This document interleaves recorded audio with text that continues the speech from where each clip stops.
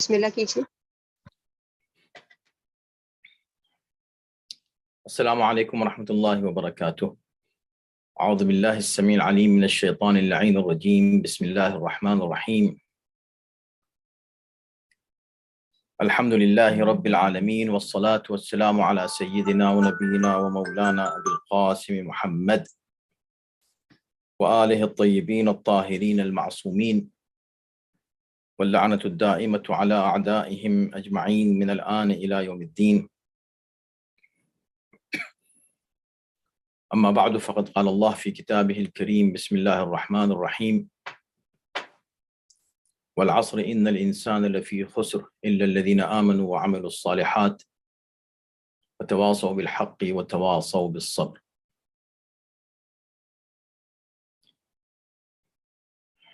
تمام اپنے سامعین کی خدمت میں سلام عرض کرتے ہوئے دعا کرتے ہیں کہ پروردگار ہم سب کے علم و معرفت میں اضافہ فرمائے، اور یہ جو ماشاءاللہ کاوش ہے احباب کی ریوائول میں، کہ جس کے ذریعے سے تمام علماء کے بہترین کلام اور ان کے ارشادات کو آپ حضرات سماعت فرماتے ہیں، اس میں اس حقیر کو بھی موقع ملتا ہے کہ میں کچھ نہ کچھ عرض کر سکوں آپ کی خدمت میں، کیونکہ موضوع ہمارا تفسیر ہے، اور تفسیر کی دو قسمیں ہیں، ترتیبی اور موضوعی۔ تو ہم نے موضوعی تفسیر کو اختیار کیا اس غرض سے کہ اس میں قرآن مجید میں موضوعات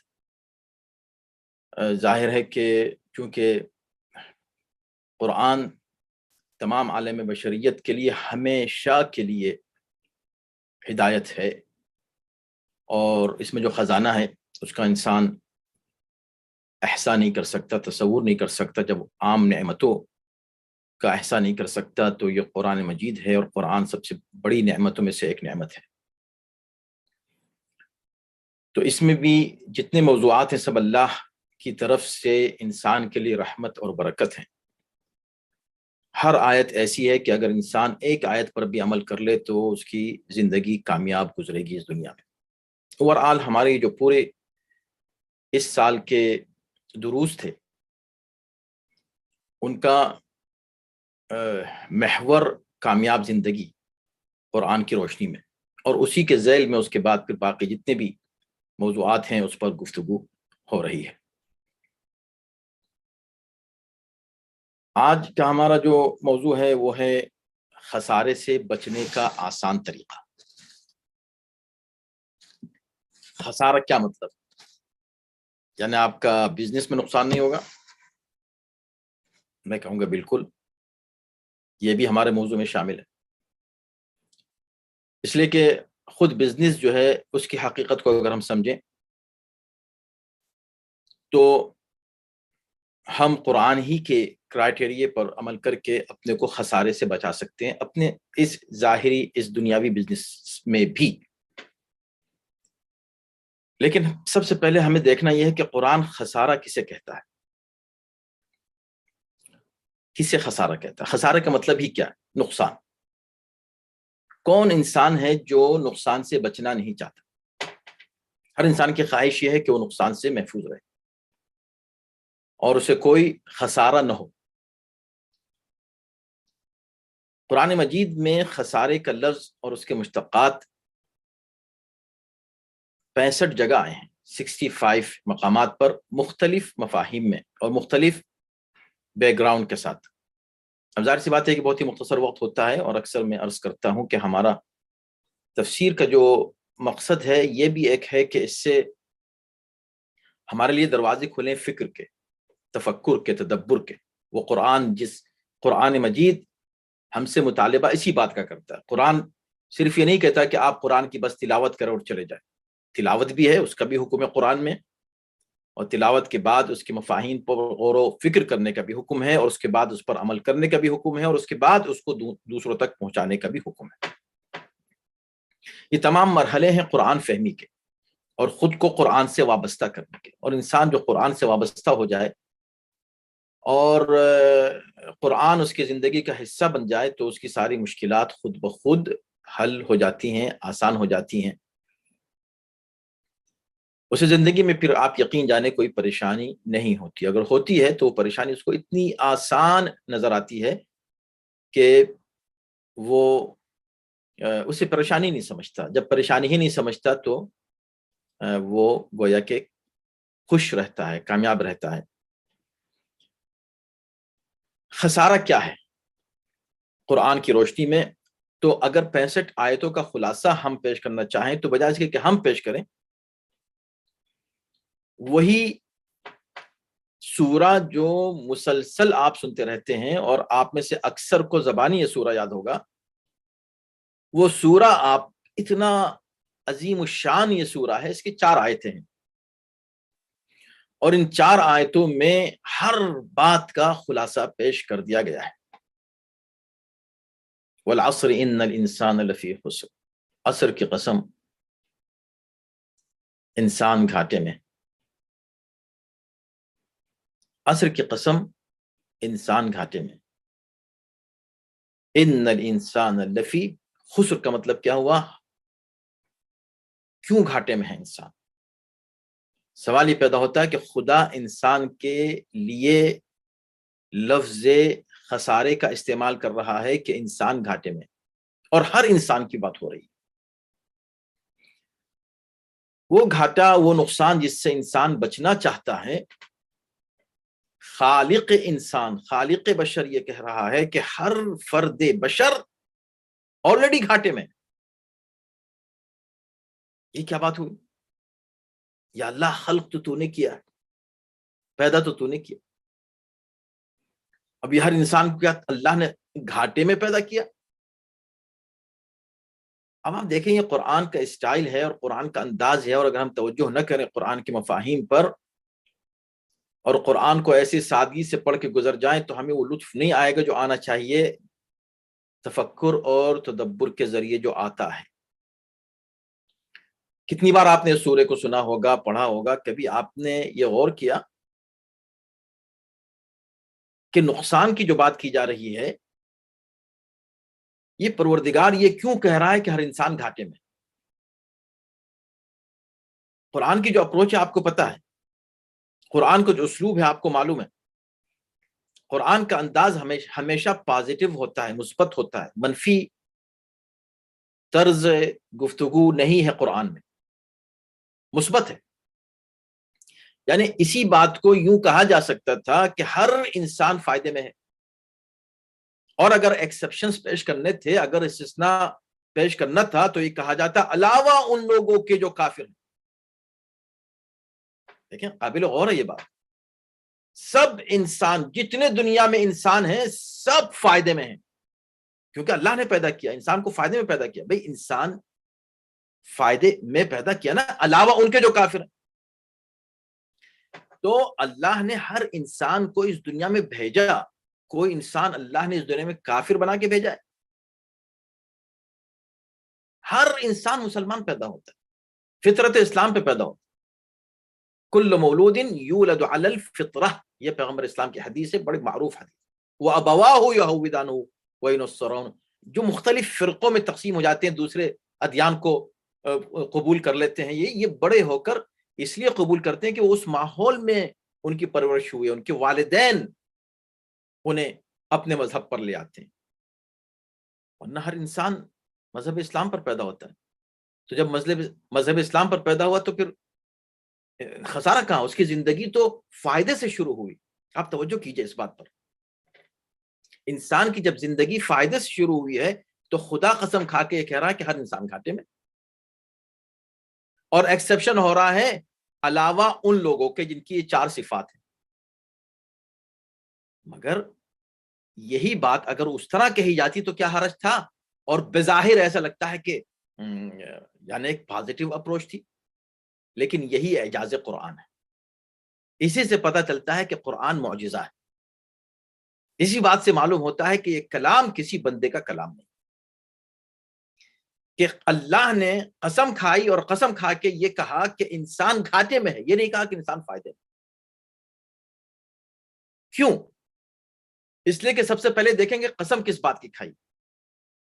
قسم کھائی ہے وقت کی. عصر یعنی وقت. عصر کے بہت سے اور مفاہیم پیش کیے گئے ہیں، لیکن لٹرل میننگ جو عصر کے ہیں وہ کیا ہیں؟ وقت. وقت کی قسم انسان گھاٹے میں. جب کہا وقت کی قسم انسان گھاٹے میں ہے تو یہ قسم خود اپنی جگہ اس بات کا دلیل ہے کہ یہ خالق کائنات ہی کی طرف سے اس طرح کی قسم ہو سکتی ہے. اب آپ دونوں کو ملا کے دیکھیں، عصر کو اور خسران کو، خسر کو. عصر اور خسر، لفی خسر. عصر یعنی وقت، خسر یعنی نقصان.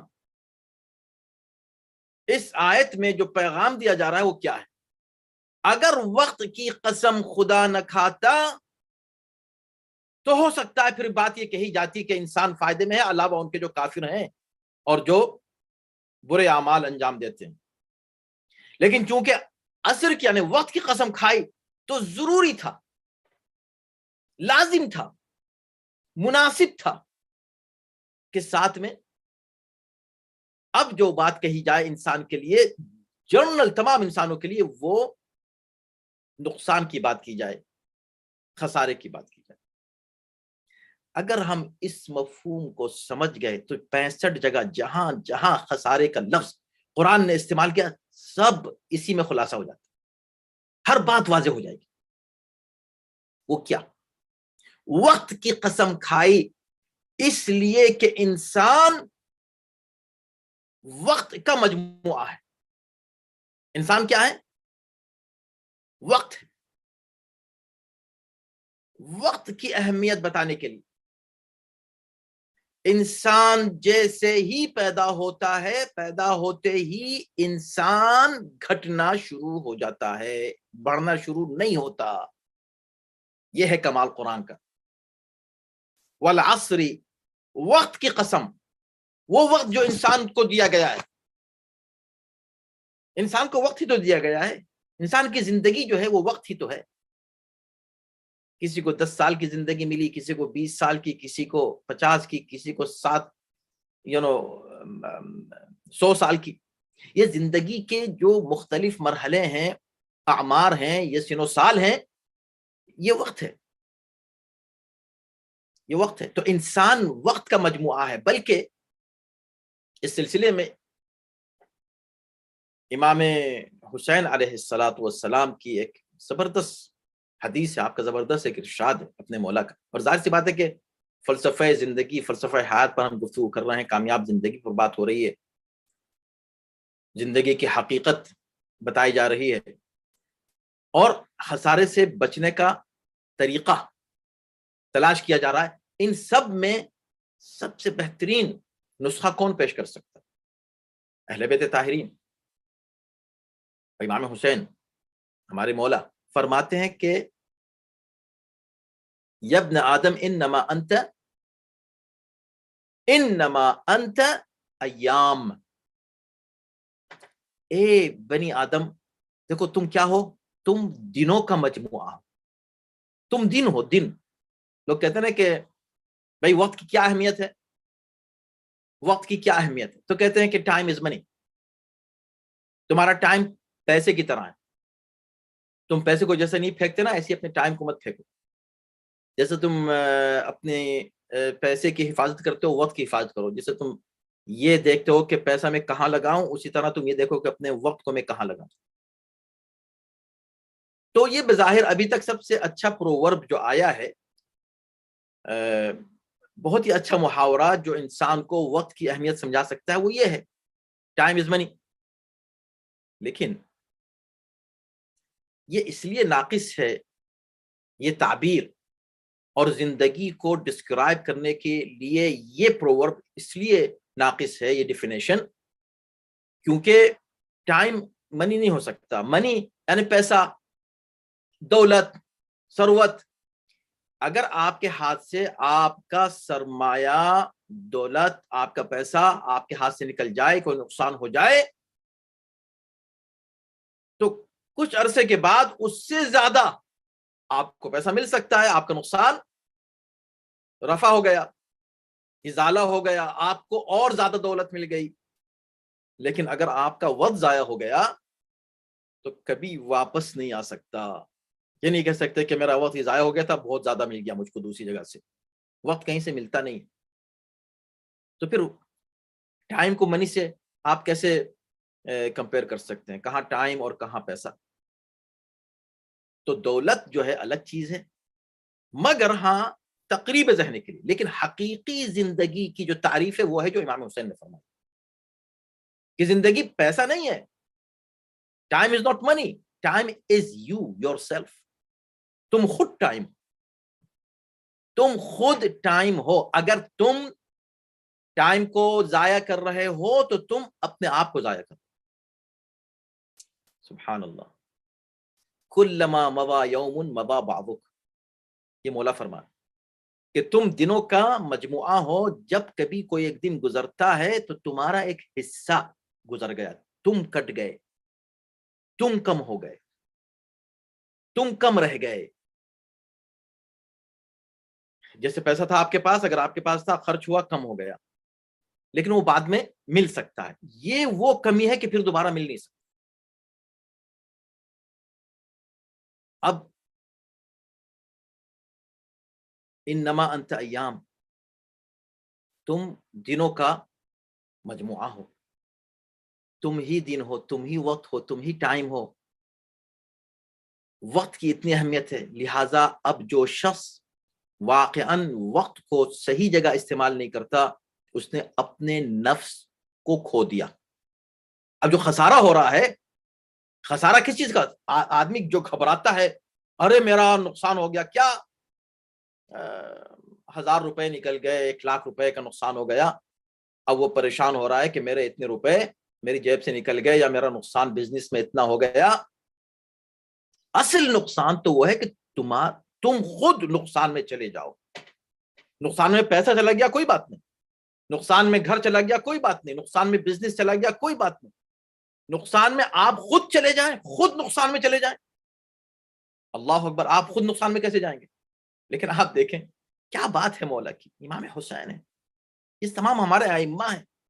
خدا اپنے وقت کی قیمت کو سمجھے، علم حاصل کر، من المہد الی اللحد۔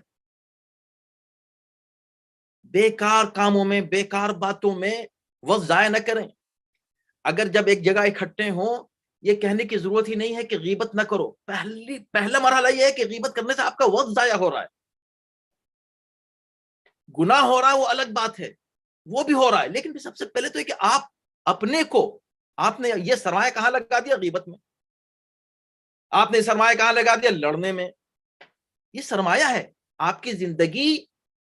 مولا فرماتے ہیں کہ تم دن ہو، تم دن ہو، یہ دن تم نے کہاں لگائے، یہ گھنٹے تم نے کہاں لگائے، یہ وقت تم نے کہاں لگائے؟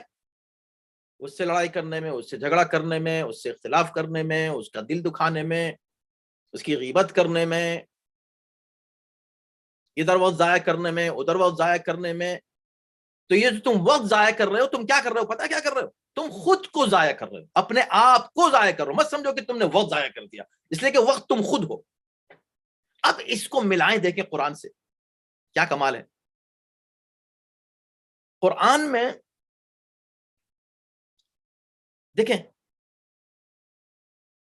سورہ مومنون کا آیت نمبر 103، وَمَنْ خَفَّتْ مَوَازِينُهُ فَأُولَئِكَ الَّذِينَ خَسِرُوا أَنفُسَهُمْ فِي جَهَنَّمَ خَالِدُونَ۔ قیامت کے دن جب میزان نصب کی جائے گی نا، اور عمل تولے جائیں گے، عقیدہ تولا جائے گا، آپ کا وقت تولا جائے گا، یہ دیکھا جائے گا کہ آپ نے اس ٹائم کو، اپنے وقت کو کہاں صرف کیا۔ بہت پریشان تھے، میرا پیسہ نکل گیا، میرا یہ نقصان ہو گیا، خسارہ ہو گیا۔ اب مثلا اگر میں یہ کہوں کہ بھئی آج ہم خسارے سے بچنے کا آسان طریقہ بتا رہے ہیں، 95% لوگوں کے ذہن میں تھا کہ خسارے کا مطلب یہ کہ یہ جو دنیا میں میرے پیسے نکل جاتے ہیں، اس کا کوئی تعویذ بتائیں گے مولانا۔ بھئی اس پیسے کی میرے بھائی کیا اہمیت ہے، آپ خود سوچیں۔ آپ کبھی خود غور کر لیں کیا ویلیو ہے. ویلیو آپ کے وجود کی ہے, آپ کے وجود کا جو سرمایہ ہے اس کی ویلیو. وَمَن يَعْمَلْ مِثْقَالَ ذَرَّةٍ خَيْرًا يَرَهُ وَمَن يَعْمَلْ مِثْقَالَ ذَرَّةٍ شَرًّا يَرَهُ. ایک ذرہ آپ کا عمل خیر اس کا ایک وزن ہے. مثقال ذرۃ, مثقال جو ہے نا یہ ایک وزن ہے جو بیان کیا جا رہا ہے کہ ایک ذرے کے برابر جو وزن ہوتا ہے اتنا بھی تم نے اگر کوئی نیکی کی ہے تو دیکھ لو گے اس کو, اتنا ذرہ برابر برائی کی ہے اس کو بھی دیکھ لو گے تم. مثقال ذرۃ, تو مثقال جو ہے وہ وزن کی بات ہے, وزن کی. تو کیا اعمال میں وزن ہوتا ہے؟ کہ ہاں اعمال میں وزن ہوتا ہے. اسی بات کو کہا جا رہا ہے کہ قیامت کے دن اللہ میزان نصب کرے گا. وَنَضَعُ الْمَوَازِينَ الْقِسْطَ لِيَوْمِ الْقِيَامَةِ. قیامت کے دن ہم موازین قسط میزان نصب کریں گے, تولے جائیں گے اعمال, تمہارے وجود کو تولا جائے گا, تم دیکھا جائے گا تم نے اس کو کہاں خرچ کیا, اپنے ٹائم کو, اپنے وقت کو. تو کیا کہا؟ وَمَنْ خَفَّتْ مَوَازِينُهُ, جس کا پلہ ہلکا ہو جائے گا میزان میں, جس کا وزن ہلکا ہوگا اعمال کا, جہاں خفت موازین فاولئک الذین خسروا, تو ان کا نقصان ہوگا. یہ تو بات ظاہر ہے, نہیں قرآن ہی نہیں کہہ رہا کہ ان کا نقصان ہوگا. کیا تعبیر ہے قرآن کی, اور وہی بات کیا امام حسین نے فرمائی. اللہ, اگر ہم حقیقت زندگی یہ ہے میرے بھائی,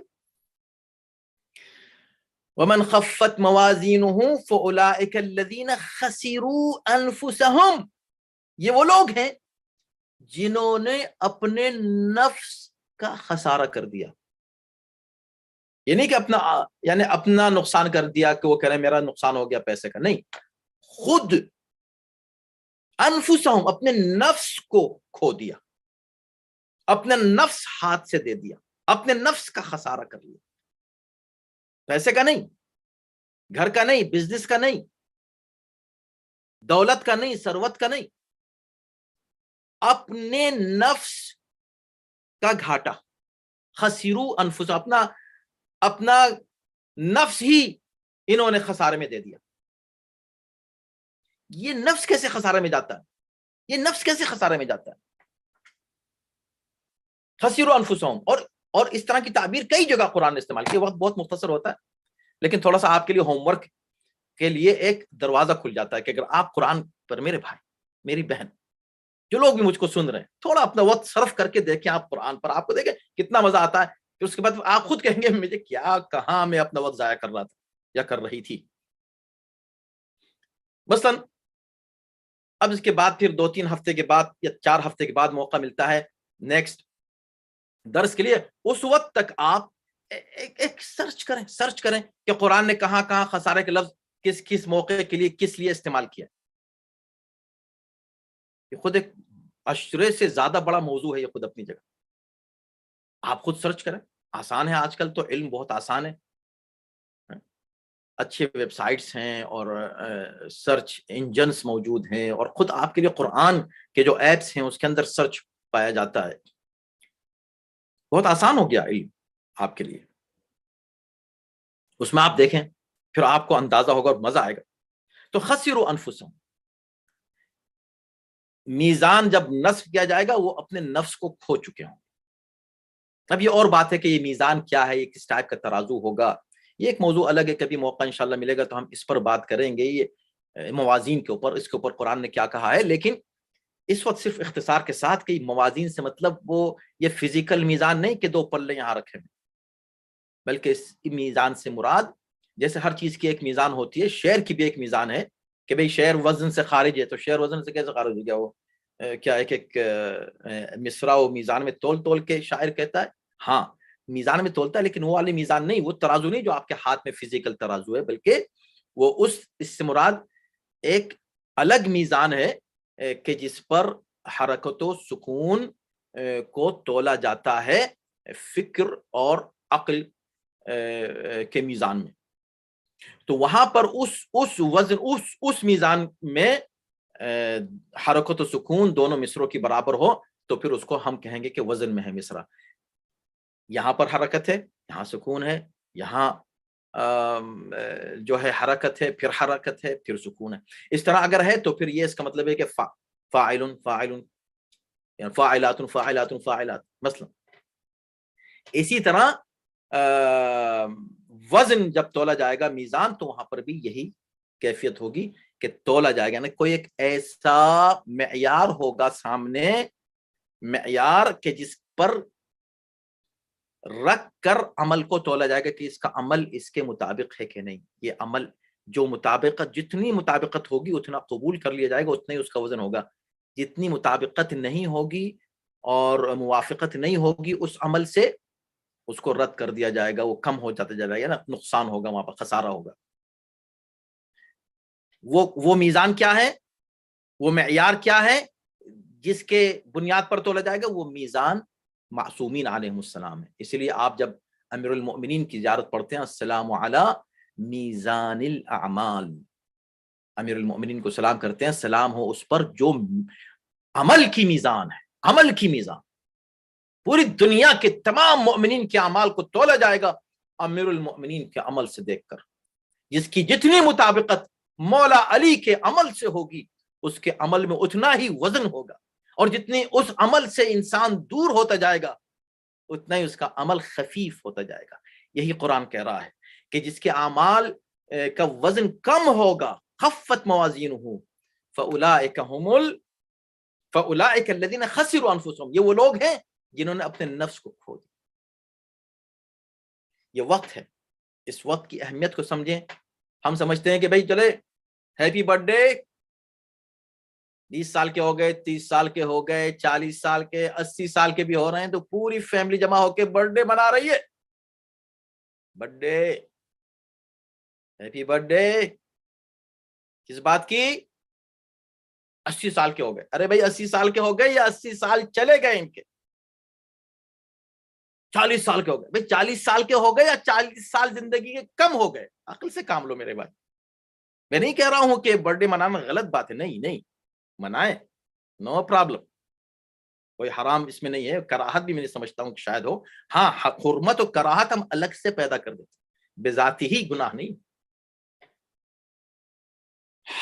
فکر کریں کہ 40 سال پہ ہم کس بات پہ خوش ہو رہے ہیں؟ ہیپی برتھ ڈے ہو رہی، جو آ رہا ہے تحفے لے کے آ رہے ہیں. 40 سال کے ہو گئے. ارے اگر آپ اس کو بھی، اس زندگی کو وہ بھی سمجھ لیں جو یہاں اس پروورب کے حساب سے کہ ٹائم از منی، اگر وہ بھی اگر آپ سمجھ لیں کہ اگر آپ اس وقت کو پیسے سے بھی کمپیئر کریں، تب بھی جو پیسہ خرچ کرتا ہے اس کو آ کے مبارکباد دی جاتی ہے. مبارک ہو آپ کے پاس 1,00,000 روپے تھے، اب 50,000 رہ گئے. مبارک باد دی جائے گی. آپ کی اپنی زندگی جا رہی ہے، ہر دن کٹ رہا ہے آپ سے. مولا فرما رہے ہیں امام حسین، کلما موا یوم موا بعضک، جو دن گزرتا ہے تمہارا حصہ کٹ رہا ہے، تم کٹ رہے ہو، تم کم ہو رہے ہو. اللہ نے تم کو جتنی زندگی دی ہے وہ کم ہو گئی، جتنی دی تھی اس میں کتنی رہ گئی تم کو پتہ بھی نہیں کتنی رہ گئی. اگر تم کو اللہ نے 70 سال دیے ہیں اور تم 40 سال کے ہو گئے ہو، 40 سال کم ہو گئے، 30 رہ گئے. کاؤنٹ ڈاؤن شروع کرو. یہی ہے حسن قرآن کا کہ قرآن نے یہ نہیں کہا کہ ہر انسان فائدے میں ہے، کہا ہر انسان گھاٹے میں ہے. اس لیے کہ انسان پیدا ہوتے ہی گھٹنا شروع ہو جاتا ہے. اس کا 1 دن چلا گیا، 2 دن چلے گئے، 1 سال کا ہو گیا تو 1 سال اس کا چلا گیا. گھٹ رہا ہے، جا رہا ہے، اس کا ٹائم جا رہا ہے، گھٹ رہا ہے. اس کو ایک مفسر نے بہت ہی دلچسپ طریقے سے پیش کیا. اس نے کہا کہ ایک بار میں ایسے کھڑا ہوا تھا دروازے کے پاس، میں نے دیکھا کہ کسی نے باہر سے آواز لگائی کہ رحم کرو اس پر جس کا سرمایہ گھل رہا. تو میں نے کہا کہ ذرا جا کر دیکھوں کہ یہ کیا کہہ رہا ہے، کیا بیچ رہا ہے. جیسے آواز لگا کہ ہم لوگ کے یہاں لوگ آتے ہیں اور چیزیں بیچتے ہیں، کوئی سبزی بیچ رہا ہے، کوئی پھل بیچ رہا ہے، کوئی اور چیز بیچ رہا ہے اور آواز لگاتے ہیں. ایسی وہ آواز لگا رہا ہے، بھیا مجھ سے خرید دو میرا سرمایہ اس سے پہلے کہ میرا سرمایہ گھل جائے، مجھ پر رحم کرو جس کا سرمایہ گھل رہا ہے. تو میں باہر نکلا، دیکھا کہ یہ برف بیچ رہا. میں تھوڑی دیر اس کو دیکھتا رہا اور میرے سمجھ میں بہت دن کے بعد اس آیت کا مفہوم آیا کہ والعصر ان الانسان لفی خسر، کہ آج میں سمجھا کہ یہ شخص جو کہہ رہا ہے میرا سرمایہ گھٹ رہا، میرا نقصان ہو رہا ہے، گھل رہا ہے سرمایہ، اور اس سے پہلے کہ یہ سرمایہ گھل جائے خرید لو، میں سمجھ گیا کہ اللہ اکبر، یہ خدا کہہ رہا ہے ہم سے، ہم نے تم کو ایک سرمایہ دیا ہے، مگر یہ سرمایہ ایسا ہے کہ بس گھٹ رہا ہے، گھل رہا ہے، کم ہو رہا ہے، کم ہو رہا ہے، اسے بیچ دو اس سے پہلے کہ بالکل گھل جائے۔ برف اگر بیچنے والا بیچے تو کب تک اس کو پیسہ ملے گا اس برف کا؟ جب وہ برف ہوگا، جیسے وہ برف گھل کے پانی کی شکل میں تبدیل ہو جائے تو کون اس کا پیسہ دے گا؟ کوئی نہیں، تو نقصان میں رہا نا۔ تو کہا کہ یہ تمہاری زندگی بھی ایسی ہے، تم پیدا ہوتے گھلنا شروع ہو گئے، گھل رہے ہو برف کی طرح، تمہاری زندگی برف ہے، اپنے کو برف سمجھو، برف کی طرح۔ ہاں، وہ جو کہہ رہا تھا کہ مجھ پہ رحم کرو، لے لو مجھ سے، اب خریدنے والے نے خرید لیا، اب اس کو یہ مطمئن ہے، اس کو پیسے مل گئے، اس کے قیمت مل گئی، برف کی قیمت مل گئی، اب وہ برف تو گھلنا ہی ہے، یہاں گھلے یا جس نے خریدا ہے اس خریدار کے ہاتھ میں وہ گھلے، گھلنا تو ہے اس کو، وہ پانی میں تو تبدیل ہونا ہے اس کو، لیکن اب اس کا کوئی نقصان نہیں، اس لیے کہ اس نے بیچ دیا تھا اس سے پہلے کہ گھل جائے۔ سبحان اللہ، بیچ دیا، قیمت لے لی، اب اگر گھل رہا ہے تو اس کا گھل رہا ہے، جو خریدار ہے اس کے ہاتھ میں، اس کے ہاتھ میں تو کیا ہے، اس کے ہاتھ میں تو قیمت آ گئی۔ انسان کی زندگی بھی ایسی ہے، اسی لیے قرآن نے کیا کہا، ان اللہ اشترى من المؤمنین انفسهم واموالهم بان لهم الجنہ، اللہ نے مؤمنین سے ان کے جان اور مال کو خرید لیا ہے، اس لیے کہ ان کے جان و مال کو خرید کر جنت قیمت میں دے دی ہے۔ یعنی انسان کامیاب کون ہے؟ کامیاب وہ ہے جو اس سرمایہ حیات کو خدا کے حوالے کر دے، یا اللہ تو مجھ سے خرید لے، قیمت دے دے مجھ کو، خدا کو دے دیا، ہمارا ہر دن خدا کا، ہمارا ہر لمحہ خدا کا، جب خدا کا تو ہم اس کو اسی طرح استعمال کریں گے جو خدا کی ملکیت کو استعمال کرنے کا فریضہ ہے۔ ہماری ہے ہی نہیں، ہمارا ٹائم ہمارا ہے ہی نہیں، ہم کیوں ٹائم کو ضائع کریں، ہمارا ہے ہی نہیں، اور ہم ٹائم تو دے چکے ہیں، اس کی قیمت لے چکے ہیں، اب یہ گھل رہا ہے تو ہمارے پاس نہیں گھل رہا ہے، خدا کی بارگاہ میں، اور خدا کے پاس چیزیں کم نہیں ہوتی ہیں، نقصان نہیں اللہ کے، تو خسارہ تو ہمارے پاس۔ اب سمجھیں اس مفہوم کو، بس خلاصہ بات ختم ہو گئی اور پوری بات پہنچ گئی آپ تک۔ اب پڑھیں اس سورے کو تو آپ کو مزہ آئے گا، والعصر ان الانسان لفی خسر، ہر انسان گھاٹے میں ہے، برف کی طرح اس کی زندگی پگھل رہی ہے، پانی بن کر بے قیمت ہو رہی ہے، ہوتے ہوتے بالکل ختم ہو جائے گا ایک دن، اور پورا برف یہ پانی میں تبدیل ہو جائے گا، اب کچھ بھی نہیں ہے، چند قطرے پانی کے ہیں جن کی کوئی قیمت ادا کرنے کو تیار نہیں، اس لیے کہ ختم ہو گیا، انسان گھٹ کے خسارے کے آخری نقطے پر پہنچ گیا، اس لیے کہ پیدا ہوا، پیدا ہوتے ہی گھٹنا شروع ہو گیا، مگر خدا نے کہا نہیں، سنو، اگر تم چاہتے ہو اس کو ہمیشہ کے لیے پریزرو کرنا، محفوظ رکھنا اپنی زندگی کو، الا الذین آمنوا، یہ ہے وہ آسان طریقہ خسارے سے بچنے کا میرے بھائی میری بہن، ایمان اور عقیدے کا دامن ہاتھ سے مت چھوڑنا، قرآن و اہل بیت کو کبھی مت چھوڑنا، الا الذین آمنوا وعملوا الصالحات، اور جنہوں نے اعمال صالحہ انجام دیے، وتواصوا بالحق، کیا تسلسل ہے، ایمان کا نتیجہ عمل صالح ہے، عمل صالح آسان کام نہیں ہے، آسان کام نہیں ہے، فری نہیں ملتا عمل صالح، نہ ایمان، زحمتیں ہیں، مشکلات ہیں، قربانیاں ہیں۔ اب نے کہا ہم کو جلدی سے مل جائے، ہم بس اعلان کر دیں کہ ہم مومن ہیں، بھائی مومن ہیں، سنو ہم مومن ہیں، جی نہیں، احسب الناس ان یترکوا ان یقولوا آمنا وهم لا یفتنون، سمجھتے ہیں کہ ہم کہہ دیں گے ہم ایمان والے ہیں اور ان کو چھوڑ دیں گے ہم اور ان کا امتحان نہیں ہوگا. امتحان تمہارا ہوگا, دقتیں ہوں گی, پریشانیاں آئیں گی, مشکلات آئیں گی, اس سے گھبرانا نہیں, اس لیے کہ تم کو خسارے سے بچنا ہے. خسارے سے بچنے کے لیے ساری چیزیں ہوں گی, پھر کیا کریں ہم کیسے برداشت کریں؟ وتواصوا بالحق, حق کی وصیت کرنا. یہی جو تمہارے پاس ایمان ہے, یہی جو تمہارے پاس عمل ہے, اپنے تک محدود مت رکھنا, سب تک پہنچانا. یہ جو ریوائول کام کر رہا ہے یہ کیا ہے؟ یہ جو آپ آج بیٹھے ہیں کیا یہ اسی پر کہ ہمارے پاس جو کچھ ہے ہم دوسروں سے شیئر کریں, دوسروں تک پہنچائیں. ایمان اور عمل صالح کے پیغام کو, اللہ اور رسول اور اہل بیت کے اور قرآن کے پیغام کو دوسروں تک پہنچائیں. خاموش مت بیٹھیں اس دور میں, اس زمانے میں, جبکہ ہم کہاں بیٹھے ہوئے ہیں؟ 15 گھنٹے کا فاصلہ ہے جہاں سے یہ ریوائول جو ہے وہ نشر کیا جا رہا ہے. دن رات ہی کا فرق نہیں ہے, اور بھی زیادہ فرق ہے, مگر ایک لمحے میں آواز پہنچ رہی ہے پوری دنیا میں. اس دور میں بھی اگر آپ خاموش رہے اور حق کے پیغام کو دنیا تک نہیں پہنچایا تو ذمہ دار نہیں ہے. تو کا عمل, ایمان, پھر عمل صالح, پھر اس ایمان و عمل صالح, عقیدہ و عمل, اصول و فروع کے پیغام کو دنیا تک پہنچانا. اور یہ آسان کام نہیں ہے, مشکلات ہیں, قربانیاں ہیں, آفتیں ہیں, دقتیں ہیں, ہاں ہیں. وتواصوا بالصبر, اسی لیے پھر ایک دوسرے کو صبر کی بھی وصیت کرتے ہیں. استقامت, قدم ہلنے نہ پائیں, مشکلات تم کو تمہارے ایمان سے جدا نہ کرنے پائیں. تو خسارے سے بچنے کے یہ 4 نسخے قرآن نے دیے. اور قرآن مجید بہت سی آیتیں میرے سامنے ہیں, بس میں یہیں پر تمام کروں گا آپ کا شکریہ ادا کر کے. میں اور بھی پہلے تمام کرنا چاہ رہا تھا, لیکن بہر کیف یہ بہت ہی پھیلا ہوا موضوع.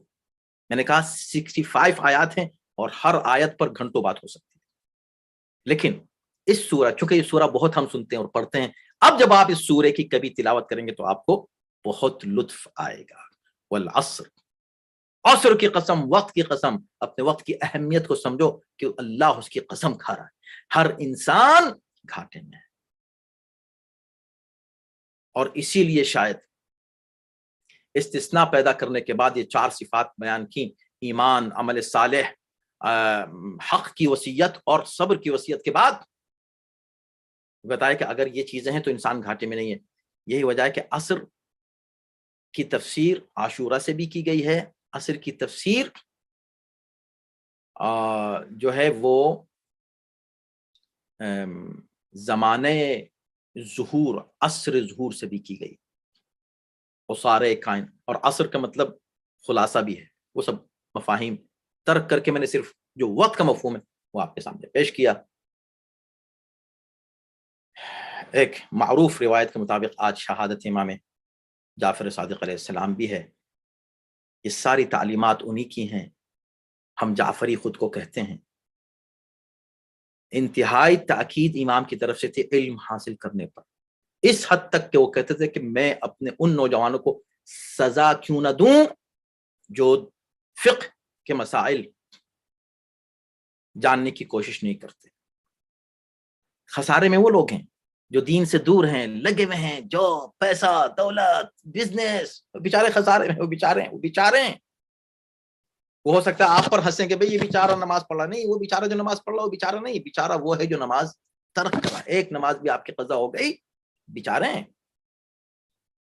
پروردگار ہم سب کو انشاءاللہ اس حقیقی خسران مبین سے محفوظ و معمون رکھے. اور اگر اس سے محفوظ ہم ہو گئے تو یقیناً دنیا میں بھی خسارے سے ہم محفوظ رہیں گے, اور آخرت میں بھی انشاءاللہ خسارے سے محفوظ. اللہ آپ کو ہر بلا سے اور خسارے سے حفظ و امان میں رکھے. صلوات محمد و علیہ. جزاک اللہ آقا, بہت بہترین درس. آپ لوگ سب جو ہے وہ ہینڈ ریز کیجیے جس نے سوال کرنے, اور اپنا سٹی ضرور مینشن کیجیے گا. جی, فرام صاحبہ.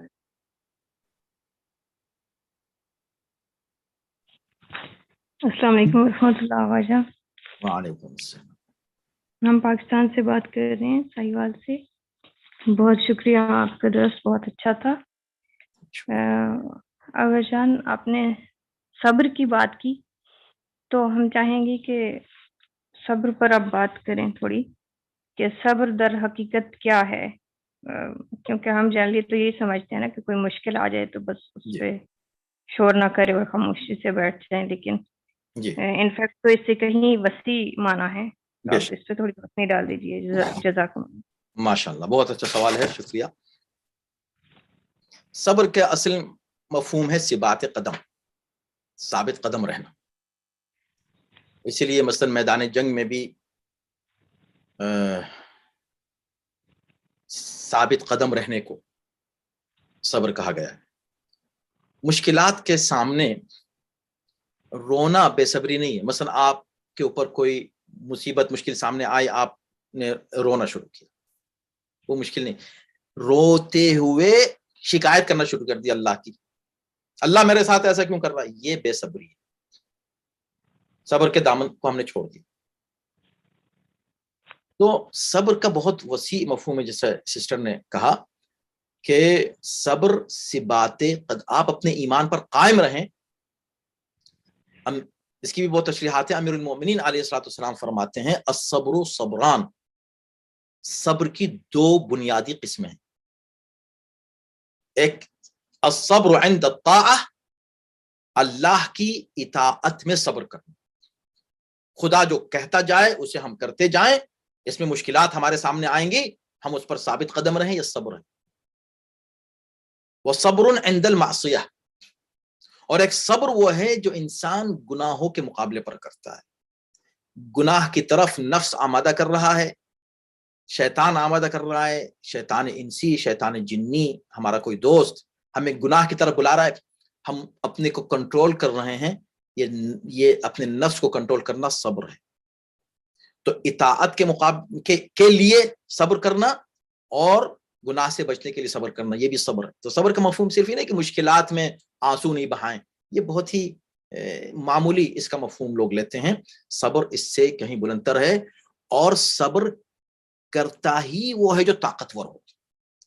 कमजोर से सब्र नहीं होता, जो सब्र नहीं कर सके वो कमजोर है। लोग कहते हैं हजरत अली तलवार क्यों नहीं निकाली, इसलिए कि साबिर थे, इतने ताकतवर होके नहीं निकाला। हाँ, चूंकि ताकतवर थे इसलिए नहीं निकाली तलवार। तुम जैसे होते ना कमजोर तो फौरन लड़ पड़ते, चूंकि ताकतवर थे, चूंकि शुजा थे, चूंकि बहादुर थे, इसलिए तलवार नहीं निकाली। तो सब्र का मफहूम बहुत वसी है। परवरदिगार इंशाअल्लाह हमको साबिरीन में शुमार फरमाए।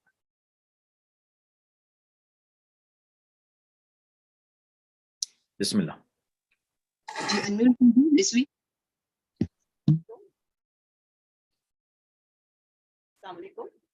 वालेकुम अस्सलाम। जी आगा, बहुत माशाल्लाह बहुत ही बेहतरीन तरीके से आपने मैं कराची से बात कर रही हूँ। परवरदिगार आलम आपकी तौफीक़ात में इजाफा फरमाए और आपको सेहत और आफियत बहुत बेहतरीन दर्स था आपका, बहुत थॉट प्रोवोकिंग और उसे कहते हैं दिल को छू लेने वाला।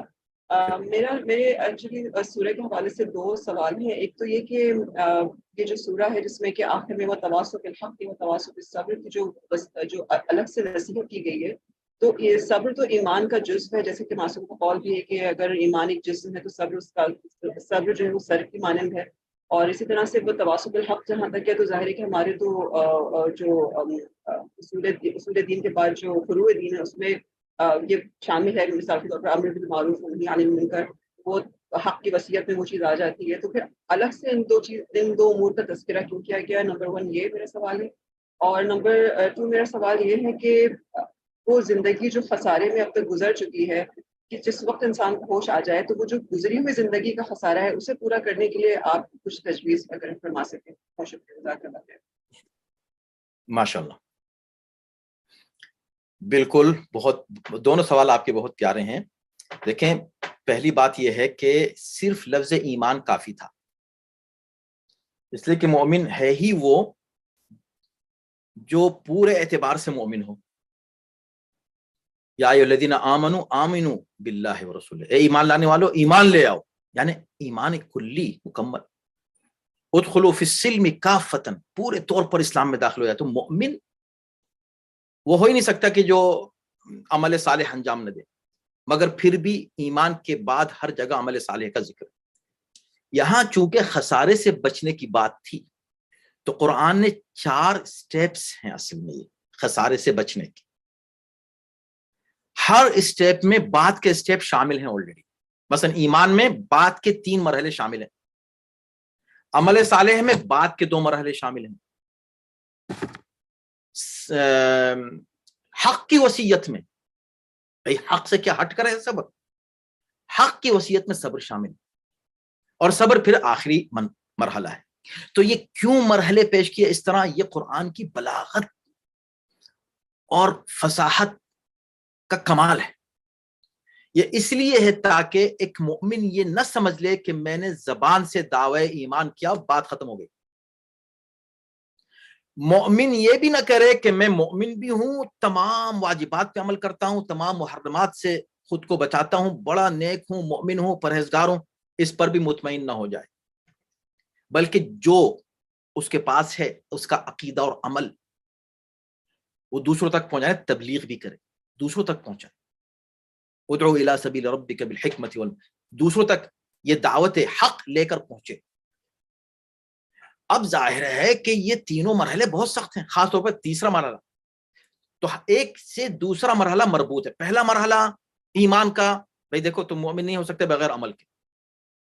اچھا بھائی ہم نے عمل بھی کر لیا, نہیں دیکھو تمہارا عمل مکمل نہیں ہو سکتا جب تک تم دوسروں تک بھی یہ ایمان اور عمل نہ پہنچاؤ.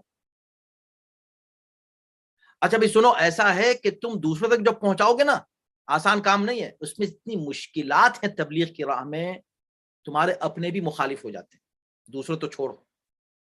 تو اس میں تم کو صبر سے بات قدم کا ثبوت دینا.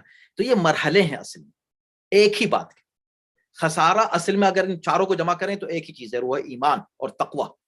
تقوی ہے جو آپ کو خسارے سے محفوظ رکھتا ہے, اور اس کے لیے دوسری آیات بھی موجود ہیں. یومئذ یخسر المبطلون, اور بھی آیات ہیں, اس میں بہت وقت لگ جائے گا اگر میں ان کے حوالے آپ کے سامنے پیش کرتا رہوں. سورہ کہف کی آیت نمبر 103 104 کا مطالعہ کر لیں, سورہ منافقون کی آیت نمبر 9 کا مطالعہ کر لیں, سورہ نساء کی آیت نمبر 119 کا مطالعہ کر لیں, سورہ جاسیہ کی 27 سے کچھ آیتیں ہیں, میں نے حوالہ دی تھے, بعد میں جب آپ سنیں تو جا کر قرآن میں اس کو پڑھ لیں تو آپ کو پتہ چل جائے گا. دوسرا آپ کا سوال تھا کہ یہ آپ کا دوسرا سوال تھا, بتائیے گا کیا تھا سوال؟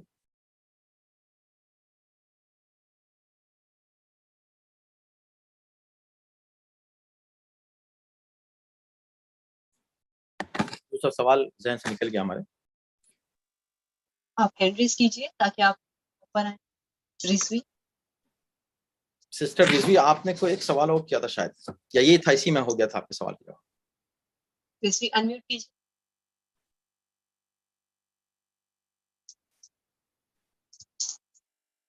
چلیں آگے جب تک دوسرا سوال ہے. جی ہاں بالکل, بسم اللہ. جی کنیز مہدی. جی ہلو جی جی جی بولیے. جی آغا سوری, اب بیچ میں وہ میں انمیوٹ نہیں کر پا رہی تھی. دوسرا سوال میرا یہ تھا کہ اگر پچھلی زندگی میں خسارہ ہو گیا ہے تو اس ہاں تدارک کے لیے کوئی تجویز؟ ہاں معذرت ہاں بالکل, ہم دوسرے مفہوم میں چلے گئے. تو جی ہاں, یہ بھی رحمت پروردگار ہے, رحمت پروردگار ہے.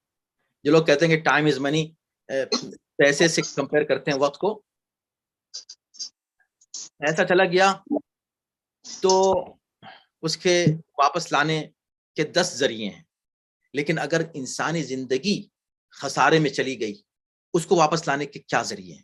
تو اس کا اللہ نے بہترین ذریعہ توبہ رکھا ہے. توبہ, وہ آپ کا سارا وقت جو ضائع ہو گیا تھا خدا واپس کر دے گا, لے لو. بلکہ اس کو خسارے سے بالکل جدا کر کے, ہو سکتا ہے کہ ہمارا باقی وقت خسارے میں بھی گزرا ہو, فائدے میں, دونوں میں گزرا. توبہ کے بعد سچی توبہ نصوح اگر ہو جائے تو زندگی کے جس مرحلے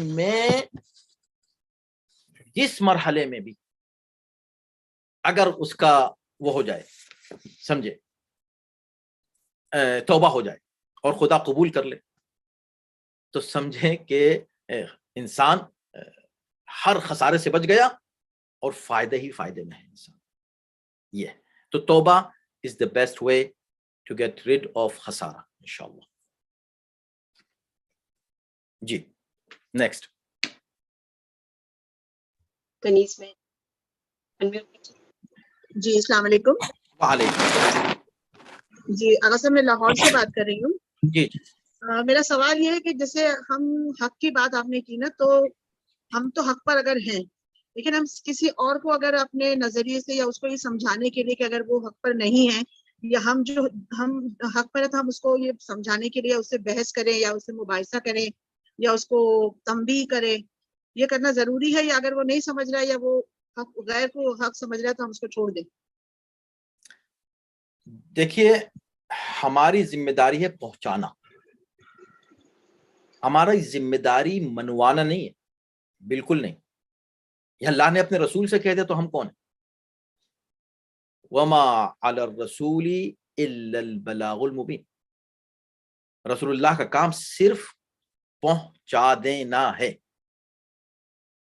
اب وہ مان رہا ہے یا نہیں مان رہا ہے، نہیں ہمارا کام نہیں ہے. منوانا ہمارا کام نہیں ہے، پہنچانا ہمارا کام ہے. تو آپ اپنی طرف سے کوشش کریں، حق بات پہنچا دیں، اس میں کوتاہی نہ کریں. پھر وہ مانتا ہے تو سبحان اللہ، نہیں مانتا ہے تو آپ اس پر ضد نہیں کریں، اس کو اس کے حال پہ چھوڑیں.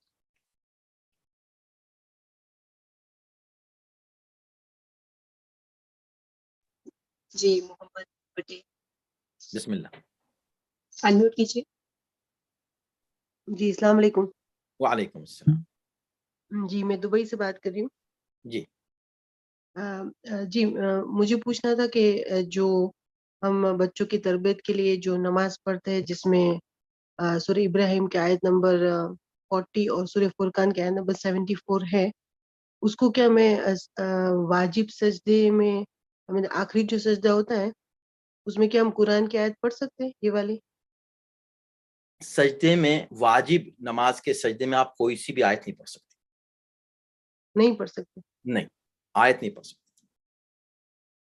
قنوت میں پڑھ، قنوت میں پڑھنے میں کوئی حرج نہیں. مطلب جو ہم آخری سجدے میں جو دعا مانگتے ہیں نا، جو جیسے سجدے جماعت میں نماز میں آیت نہیں پڑھ سکتے، قرآن کی کوئی بھی آیت نہیں پڑھ سکتے کوئی بھی آیت نہیں پڑھ سکتے. ایز اے دعا کے طور پہ ہو تو یہ جو ہے کہ میری ذریت ہاں وہ بھی نہیں. اور اسماء حسنی اسماء الحسنی میں کوئی حرج نہیں اگر قرآن کی آیت نہیں ہو، پوری آیت نہ ہو. دعا کوئی حرج نہیں. سمجھو کہ میں نے یا اللہ یا رحمان کو 10 دفعہ یا 12 دفعہ ہاں آخری سے کوئی حرج نہیں. کوئی بھی دعا آپ آخری سجدے میں پڑھ سکتی ہیں، اور بہتر ہے کہ قنوت میں پڑھیں دعائیں زیادہ. اچھا تو یہ آیت نہیں پڑھ سکتی نا میں؟ جی ہاں. شکریہ. سجدہ شکر میں کوئی حرج نہیں. سجدہ شکر میں آپ پڑھ سکتے ہیں کوئی بھی آیت، لیکن نماز، واجب نماز کے سجدے میں نہیں. جی السلام علیکم.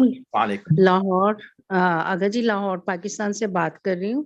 جی اگر جی ایک تو آپ نے ایڈریس دینا ہے کہ کس طرح ہم ڈھونڈے خسارہ کے ٹاپک پہ ساری آیات. دوسرا آپ نے بتانا ہے کہ جب خسارے کا ذکر ہوتا ہے تو اس میں ساری جمع پونجی ضائع ہونے والی بات ہوتی ہیں، کچھ حد تک گھاٹا یا اصل پونجی بھی ختم ہو جاتی ہے. بہترین. تو یہ جو سورہ عصر ہے، اس کی جو ترتیب ہے، جو 4 نسخے پیش کیے قرآن نے خسارے سے بچنے کے، اسی ترتیب سے بات چلے گی. مثلا ایک شخص صبر نہیں کر سکا تو کوئی بات نہیں، اس کو باقی 3 ثواب مل جائیں گے اگر آپ ادھر سے چلیں، ٹھیک ہے. اور جو حق کی وصیت نہیں کر سکا تو ہو سکتا ہے کہ اس کو اس کے عمل نیک اور ایمان کا ثواب پھر بھی اس کو مل جائے. جو عمل صالح نہیں کر سکا، ہو سکتا ہے اس کو اس کے ایمان کا فائدہ اس کو پہنچ جائے. لیکن اگر آپ یہاں سے پلٹ دیں، جو ایمان نہیں لا سکا اس کے 3 چیزیں غائب ہو گئیں. جو عمل صالح نہیں کر سکا، اس کے بعد کی 2 چیزیں، مرحلے اس کے لیے مفید نہیں رہے. جو حق کی وصیت نہیں کر سکا، صبر کا اس کو کوئی فائدہ نہیں پہنچا. تو یہ ایک دوسرے سے مربوط ہیں، ان سب کو ایک دوسرے سے جدا نہیں کر سکتے. یہ آپ کے سوال کے جواب. السلام علیکم آقا، لندن سے بات کر رہی ہوں۔ آقا یعنی جو سرمایہ ہے جو ہم سب کو ایک ساتھ دیا گیا ہے وہ وقت ہے، یہ اس کا یہ مطلب ہے؟ بالکل، یعنی کہ جو ہم ایسیٹ کہیں گے کہ ہمارا ایسیٹ ہماری یعنی دنیاوی زندگی میں تو ہم ڈفرینٹ چیزوں کو سمجھتے ہیں نا، تو جو اصل ایسیٹ جو ہمیں رب نے دیا ہے وہ وقت ہے اصل اس میں دنیا کے زندگی، لیے۔ اصل میں تو زندگی ہے، دیکھیں زندگی ہے آپ کی، یہ جو زندگی ہے یہ وقت ہے، اور عصر جو ہے وقت کو ریفر کر رہا ہے، تو اصل ہے آپ کا ٹائم، آپ ٹائم کہاں خرچ کر رہی ہیں اس سے آپ کی ویلیو بنے گی اللہ کی نظر میں۔ اب یہ ہے کہ آپ نے کہا میں تو بہت ہر وقت بزنس میں دنیا میں لگے رہتی ہوں، کوئی بات نہیں، اس میں نیت شرط ہے کہ آپ وہ دنیا میں لگے رہتی ہیں، گناہ تو نہیں کر رہی ہیں، اللہ کی نافرمانی نہیں کر رہی ہیں، تو وہی آپ کا بزنس، آپ کا جاب، آپ کی اسٹڈیز آپ کے لیے عبادت بن جائیں گی، اللہ کی اطاعت۔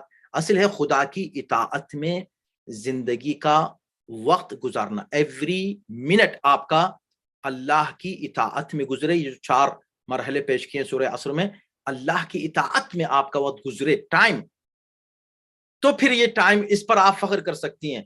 پھر لوگ آپ کو آ کر کہیں مبارک مبارک، آپ 40 سال کی ہو گئیں، 30 سال کی ہو گئیں، 20 سال کی ہو گئیں، یا اور زیادہ کی کم کی ہو گئیں، تو آپ کو یہ ہوگا کہ ہاں بھائی یعنی یہ وقت اطاعت خدا میں گزرا، یہ ٹائم ہم نے صحیح گزارا، اس کا یہ سرمایہ ہمارے پاس تھا، ہم نے اس کو صحیح انویسٹ کیا، ضائع نہیں کیا۔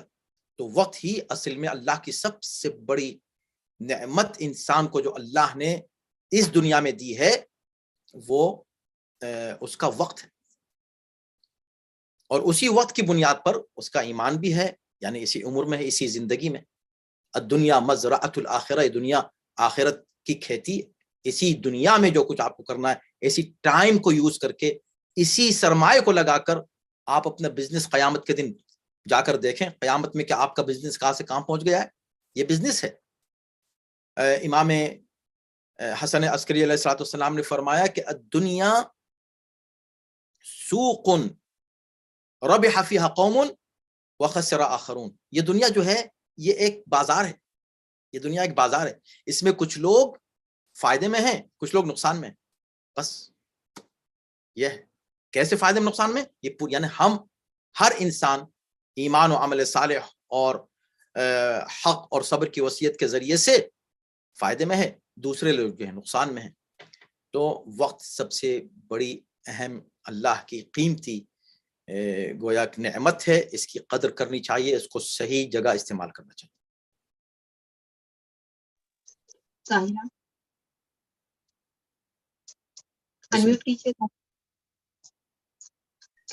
خسارے کا لفظ ڈھونڈنے کے لیے سسٹر نے پوچھا تھا، تو کوئی خاص ویب سائٹ اس کے لیے نہیں ہے الگ سے،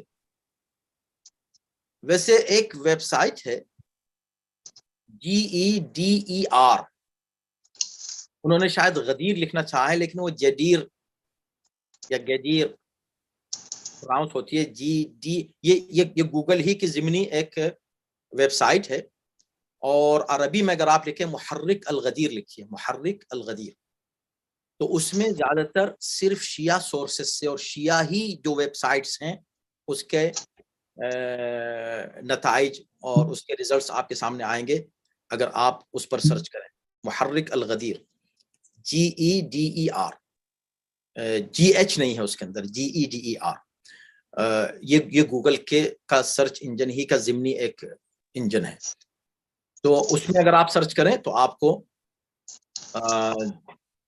جو بھی سرچ کریں گے تو زیادہ تر وہ سورسز آئیں گے جو شیعہ سورسز ہیں۔ ویسے بھی جنرلی اگر آپ چاہیں تو خالی آپ لکھیں کہ how many times the word خسارہ has been used in قرآن مثلا، تو آپ کو اگر ہمیں معلوم نہیں کہ انگلش میں آ جائے گا کہ نہیں، لیکن عربی میں تو آپ کے پاس آ جائے گا، کم مرہ لکھیے how many times کلمۃ خسارہ، بس یہ لکھ دیجئے، پورا جملہ لکھنے کی ضرورت نہیں ہے۔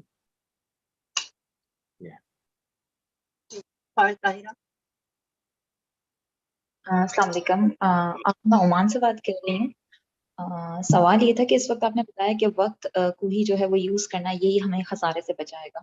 مثلا اس وقت جس بھی ایج میں ہم ہیں، مثلا میں اس وقت 33 ایئرس کی ہوں، اور محسوس یہ کرتی ہوں کہ جو کافی وقت ہے، باوجود یہ کہ جب سے بالغ ہوئے ہیں اندازہ ہے کہ کس طرح سے لائف گزارنی تھی، اسلامک اصول سے سب آشنا تھے، لیکن اسٹل اگر پھر بھی ایسا لگتا ہے کہ بہت زیادہ مسٹیکس ہوئی ہیں ہم سے لائف میں، تو صرف توبہ جو ہے وہ مثلاً ان تمام غلطیوں کے لیے وہ ہو جائے گا، مثلاً انہیں ایک جو ایک گلٹ ہوتا ہے بہت زیادہ انسان کے اندر، بہت زیادہ وقت ضائع ہو گیا.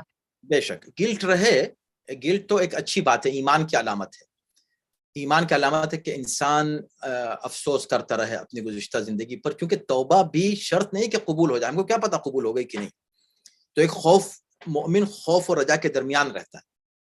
یہ توبہ کرے، اللہ نے کہا ہے کہ ادعونی استجب لکم، اور یہ کہا ہے کہ قل لعبادی الذین اسرفوا علی انفسہم لا تقنطوا من رحمت اللہ، جنہوں نے اپنے نفس پر ظلم کیا میرے ان بندوں سے کہہ دو. کتنا پیارا ہے یہ انداز بیان اللہ کا کہ میرے بندوں سے کہہ دو کہ جنہوں نے اپنے نفس پہ ظلم کیا ہے، لا تقنطوا من رحمت اللہ، اللہ کی رحمت سے مایوس مت ہو. ان اللہ یغفر الذنوب جمیعا، اللہ ہر طرح کے گناہ کو بخش دیتا ہے. شرک کے علاوہ ہر گناہ کو اللہ بخش دیتا ہے. اور شرک سے بھی انسان اگر توبہ کر لینا کہ اب شرک نہ کرے، تو پھر وہ بھی اس دنیا میں تو ہر گناہ بخش جاتا ہے. اب انسان جب توبہ کر لیتا ہے، اس کے بعد نئے سرے سے اپنی زندگی کو اس طرح گزارے کہ جس بات سے توبہ کی ہے اس کو پھر سے انجام نہ دے. اسی کو توبہ نصوح کہتے ہیں. توبوا الی اللہ توبۃ نصوحا، یہ بھی قرآن کی اصطلاح ہے. تو توبہ نصوح کریں، بے شک اللہ معاف کر دینے والا ہے. ہر گناہ اللہ بخش دے گا. اس پر بھروسہ رکھیں، ایمان رکھیں، عقیدہ رکھیں، امید رکھیں اللہ کی ذات سے، مایوس نہ ہوں اللہ کی رحمت سے، اور توبہ کریں اور اس توبہ پر قائم رہیں. اور پھر ایک اور دعا کریں کہ اللہ اس توبہ کو بھی قبول کرے، اور ایک اور دعا یہ کریں کہ اللہ ہم کو اپنی توبہ پر قائم رہنے کی توفیق کرامت فرمائے.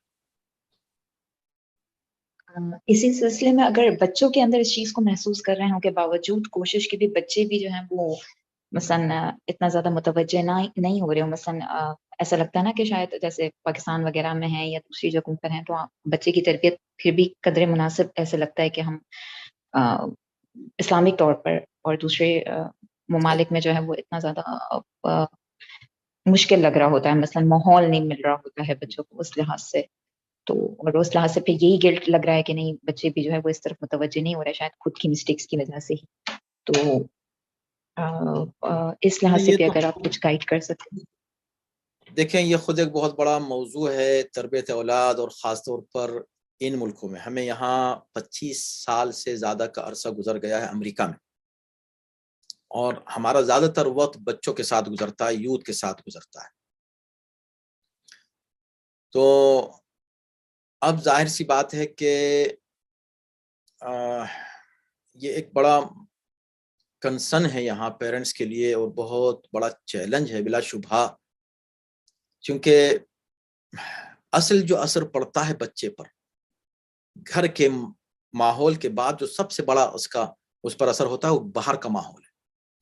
اب بیچارہ اسکول جاتا ہے 8 گھنٹے اسکول، تھکا ہوا آتا ہے، ماں باپ اس سے کہتے ہیں قرآن پڑھ لو، نماز پڑھ لو، اس کا موڈ ہی نہیں ہوتا. تو اس کا بہترین علاج ہے اسلامی اسکولوں میں بچوں کو ڈالنا.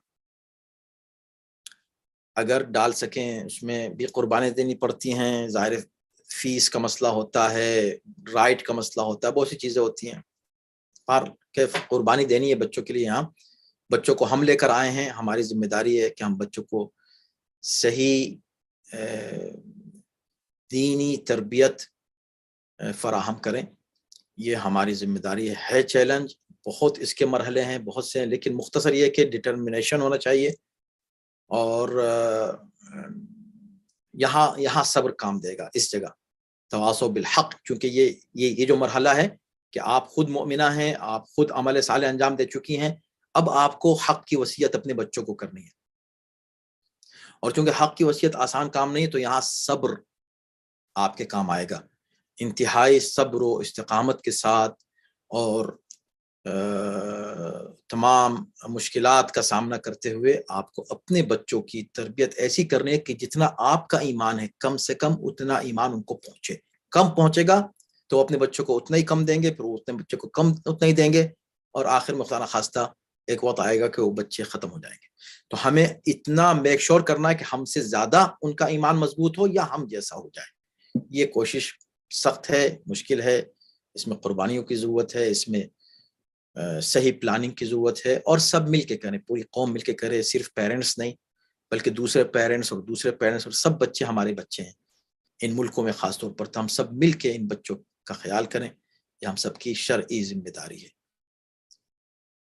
بسم اللہ.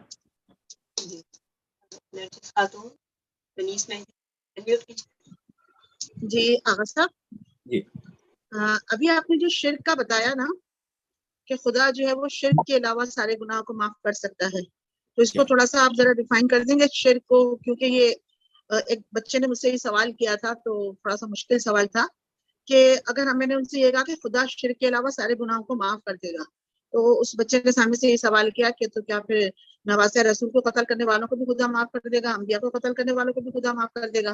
اگر آپ یہ کہتے ہیں کہ صرف شرک کے علاوہ، تو شرک کا تھوڑا سا ذرا پلیز بتا دیجیے، بہت مہربانی، شکریہ.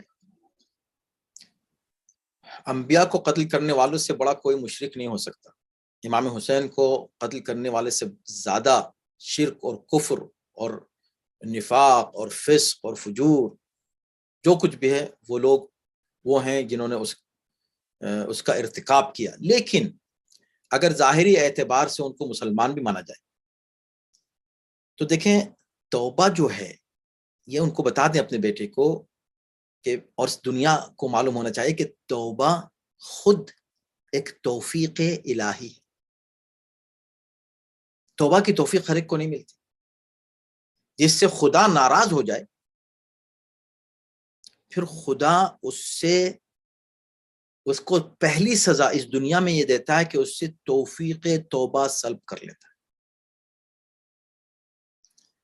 اور جس سے خدا اس حد تک ناراض نہیں ہے، یعنی کہ ایک شخص نے گناہ کیا، ضد میں نہیں کیا، جیسے یزیدیوں نے ضد میں کیا، اللہ کے مقابلے پر آئے. وہ امام حسین کے مقابلے پر تھوڑے آئے، وہ تو اصل میں اللہ کے مقابلے پر آئے.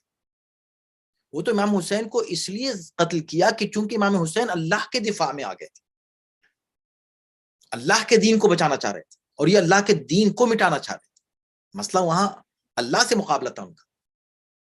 امام حسین کو مارا اس لیے. حضرت علی سے بغض کس لیے تھا؟ کسی کی جائیداد کا مسئلہ تھا امام حضرت علی سے؟ کیا مسئلہ تھا؟ اللہ کے لیے حضرت علی نے دفاع کیا تھا. اگر کسی کے باپ دادا کو بھی مارا تھا تو اللہ کے لیے مارا تھا، اپنی ذات کے لیے نہیں مارا تھا. اگر ان سے دشمنی اس لیے کر لی گئی تو اللہ سے دشمنی. تو قاتلان انبیاء، قاتلان اولیاء، قاتلان حسین یہ وہ لوگ ہیں کہ جنہوں نے اللہ سے مقابلہ کیا، اللہ سے جنگ پر تیار ہو گئے اور رسول سے. تو اس لیے ان کو توفیق توبہ نصیب نہیں ہوگی. خدا مثلاً فرعون نے آخری وقت میں توبہ کرنے کی کوشش کی، اس کو اس وقت تک توبہ نصیب ہی نہیں ہوئی، کیونکہ اس کا ظلم اور جور اور اس کا ضد اور اس کا عناد اتنا بڑھ چکا تھا کہ اب اس کو سزا یہ دینی تھی کہ اس کو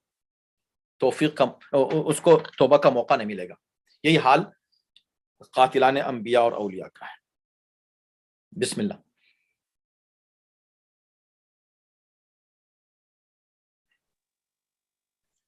اگر جی السلام علیکم.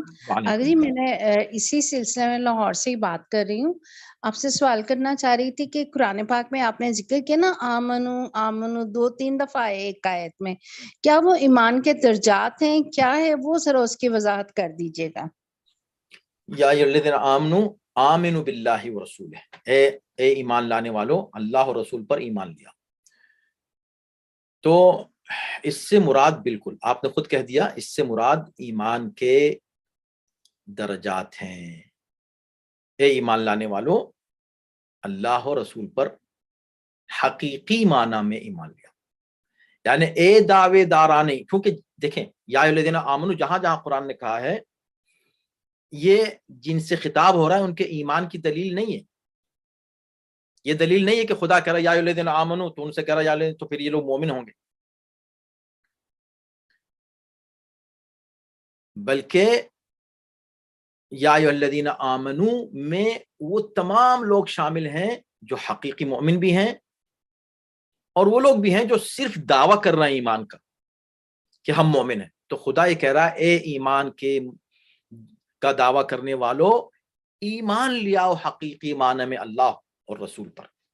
پھر کچھ اور مفسرین نے اس میں مزید بھی کہا ہے، بہت ہی آگے چلے گئے ہیں، اس حد تک چلے گئے انہوں نے کہا کہ ایمان جنرل عقیدے کا نام ہے.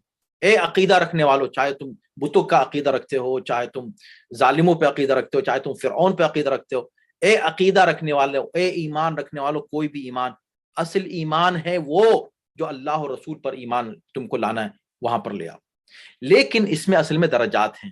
مثلا ایک شخص ایک درجے پر ایمان کہے تو اے صاحبان ایمان دوسرے درجے پر آ جاؤ، دوسرے پہ پہنچ گیا بھائی تیسرے درجے میں آ جاؤ، 10 درجے تک سلمان کے درجے تک پہنچ جاؤ، وہاں تک کے لیے یعنی کہ یا الذین آمنو اپلائی ہوگا درجات کے اوپر. میں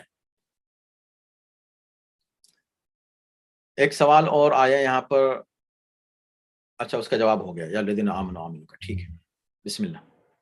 السلام علیکم. وعلیکم السلام. ہاں جی مولانا صاحب، یہ جو عام آدمیوں کا قتل کر دیا ہے، کہاں سے بات کر رہی ہیں؟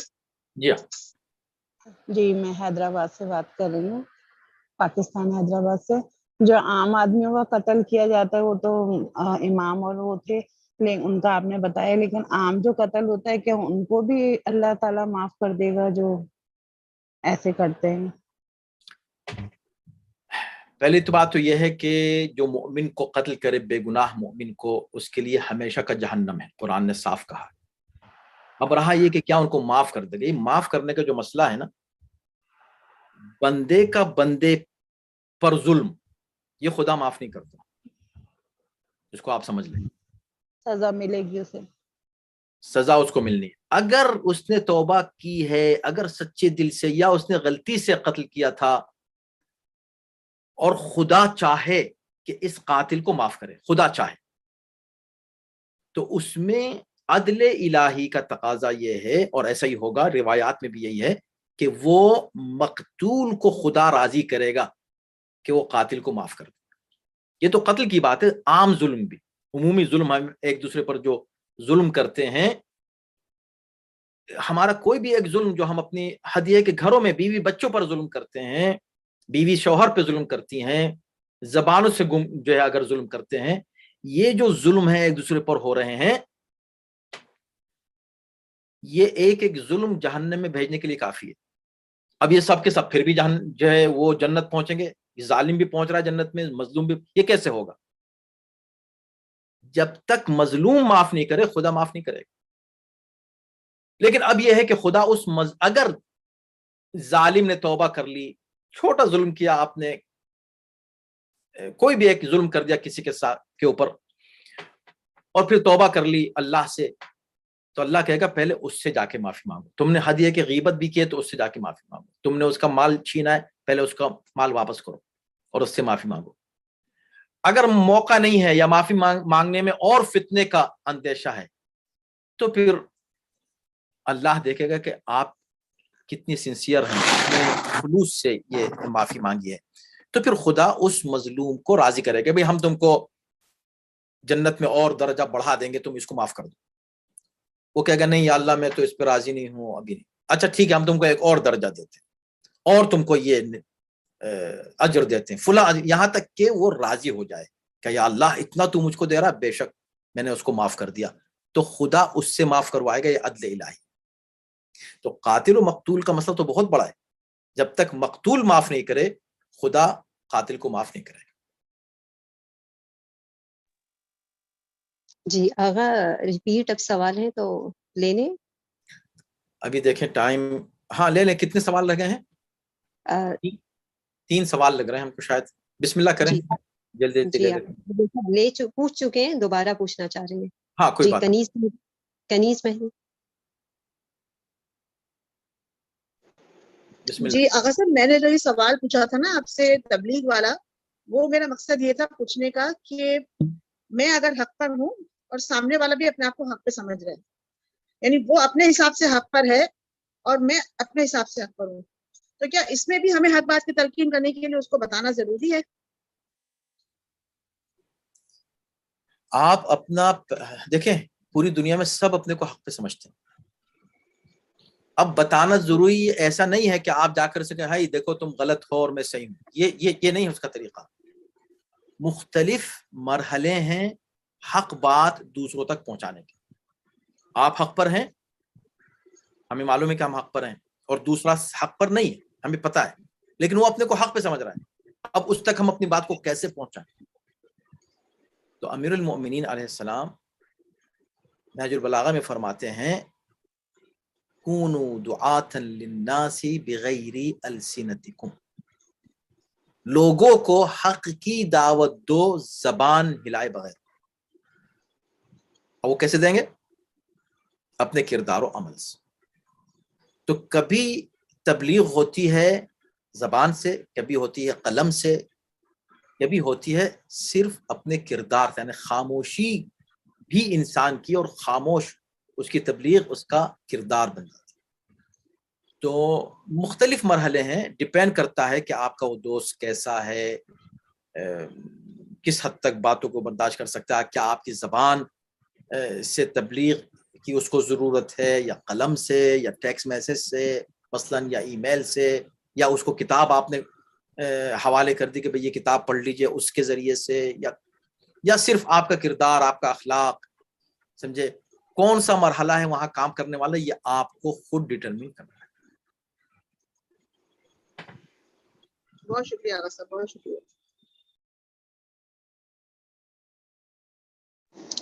جی فرحانہ دو سوال اور لے لیں، اس کے بعد پھر ہمارے خیال سے سیشن کو ختم کر دیں. جس نے سوال کر لیا وہ ہینڈ ڈاؤن کر دیں. فرحانہ تقوی آپ کا سوال ہے یا؟ جی میں نے کر لیا. اوکے جی، آغا دعا کروا دیجیے سب کے اوپر. اللہم صلی علی محمد وآل محمد. پروردگار انشاءاللہ اس عمل صالح کو ہم سب سے قبول فرمائیں. جن حضرات نے اس بہترین سیشن کا انتظام کیا، اللہ ان کو اجر جزیل کرامت فرمائے. جو حضرات اس میں شریک ہوئے، پروردگار ان کو بھی دنیا آخرت میں کامیابی اور کامرانی کرامت فرمائے. ہر بلا، پریشانی، مشکل و مصیبت سے تمام مومنین کو پوری دنیا میں حفظ و امان میں رکھے. خداوند عالم انشاءاللہ ہر مومن کو پوری دنیا میں ہر پریشانی، ہر خوف سے محفوظ رکھے. امام زمانہ کے ظہور میں اللہ تعجیل فرمائے، اور ان کے آن و انصار میں ہم سب کو داخل و شامل فرمائے. اہل بیت اور قرآن سے ہمیں ہمیشہ وابستہ رکھے، اور ہمارے علم و معرفت میں اضافہ فرمائے. بسم اللہ الرحمن الرحیم. سبحان ربک رب العزة عما یصفون وسلام علی المرسلین والحمد للہ رب العالمین. ان اللہ وملائکتہ يصلون علی النبی یا ایھا الذین آمنوا صلوا علیہ وسلموا تسلیما. جزاک